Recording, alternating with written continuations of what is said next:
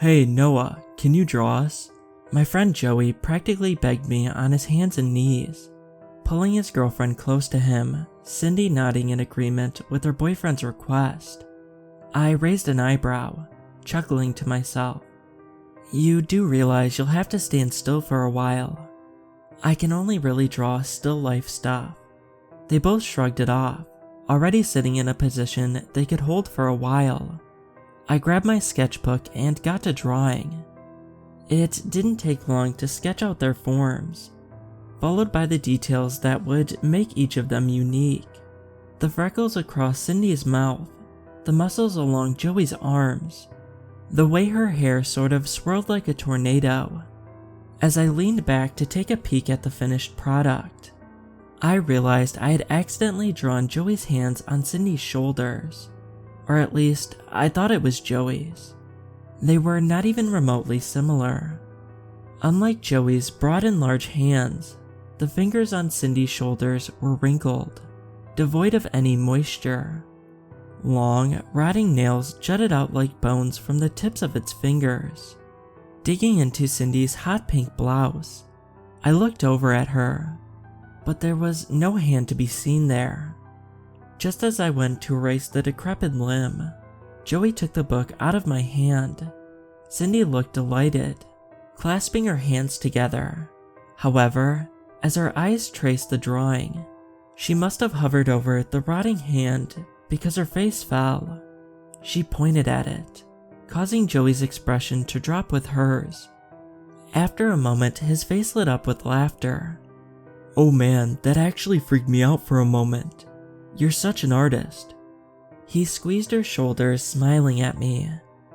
"Thanks, Noah." Cindy thanked me half-heartedly, not so psyched about the weird hand. As I tore the paper out of the sketchbook and handed it to them, I couldn't help but wonder why I drew that. I don't recall doing so, not consciously at least. In all likelihood, I did it because I saw someone hold something, and that image stuck with me. I wasn't sure why the hand looked so twisted, but I wasn't going to question the coincidence.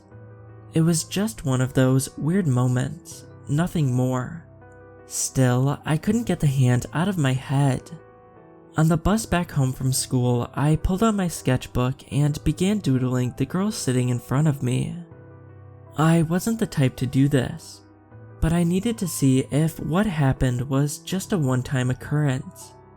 The drawing started off fine. She was wearing a dark coat and was staring at the phone in her hand, brown hair draping over her face.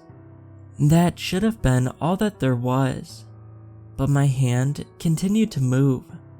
I began drawing another figure, this one far more inhuman, with decomposing skin, gnarly bones protruding from underneath. Slowly, its form became more apparent. Though humanoid, it was obviously anything but human. It was perched on the shoulders of the girl, head tilted with curiosity as it watched whatever the girl's phone was playing. Where eyes should have been were instead replaced by hollow sockets, flies entering and exiting. Its mouth agape and forever held in an expression of shock. Seemed to sag, the skin connecting the jaw and the skull teetering on the edge of ripping apart. Despite the fact I couldn't see it, I was able to draw the thing with extreme detail. Each pore, each blemish, each wrinkle, each hair.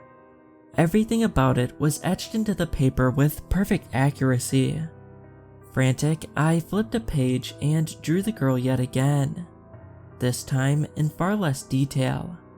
I realized that the constant scratching of lead on paper was disturbing the other passengers, but I couldn't stop. Once the silhouette of the girl was finished, my hands yet again moved on their own, muscle memory guiding each careful stroke. The creature was yet again seated on the girl's shoulders, only now it wasn't looking at the girl's phone. It was looking at me. One final time, I flipped the page and scribbled an incoherent mess that barely resembled the girl. But the feeling of needing to continue the drawing ceased. The thing moved. In that instant, I hopped off at the next stop and dashed for my home. Cradling the sketchbook to my chest, I frantically looked around, drawing the scenery in the hope that I'll be able to find that thing again. Each time I did, it would be there, either waiting for me with the curious tilted head, or running around the roof on all fours, still glaring right at me. Eventually, I reached my house. Once I spun around and locked the door behind me, I made a quick sketch of the door. To my horror, the urge to continue drawing once I finished continued, and the ghastly expression was printed behind the window. Somehow, despite the fact that it had no eyes, I knew that it was making eye contact. Scared beyond belief, I ran into my room, barricading it with my bed and dresser. Then, huddled in the corner on the opposite side of the door, I began filling the pages with drawing after drawing of the entrance. At first, there was nothing special in the first 30 or so pages, but then came those nails, those long, black talons that held the bottom of the door, trying to pry it open.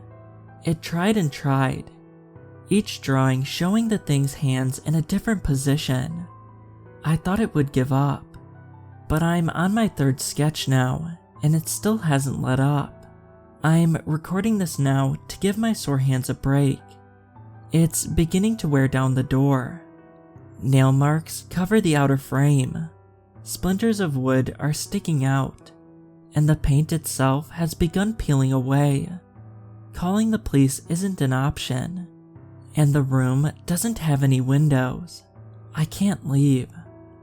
I don't know why I'm even bothering to post this. I guess it's some sort of last wish. I know this probably comes off as some sort of schizophrenic rant, but it's not. There are things that don't live in our realm of existence.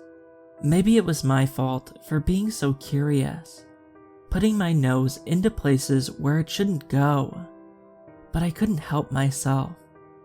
If you ever find the need to draw something that you can't see or feel, ignore it. Keep your distance.